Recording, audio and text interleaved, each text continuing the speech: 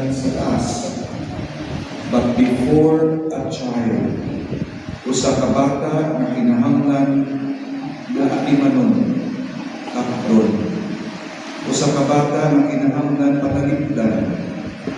Usa ka bata na kinabuhi isali sa atong pag-atiman o pagtagad.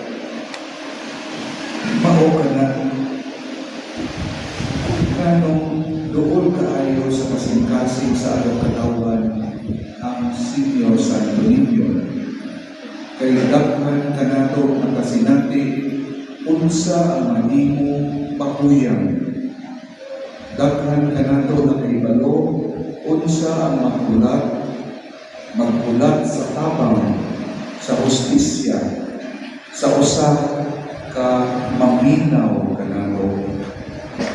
O karon ang Santo Niño nagtanaw kanato nagingon, pamati kamo kanako o sa usap-usap. Sa Ebanghelyo karon gitawag ni Jesus si Levi, usa ka tax collector. Si Levi dili halangdon, dili saligan, kasagaran siya pasanginlan sa kasakit sa katawhan. Apan titanaw si Jesus kaniya og mingon, follow me, sunod ka kanako.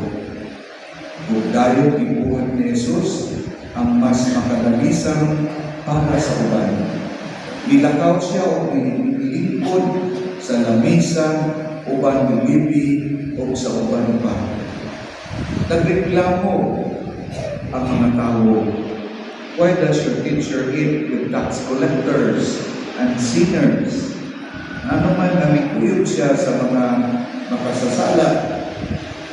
Kung nilubag si Jesus, those who are well do not need the doctor, but the sick.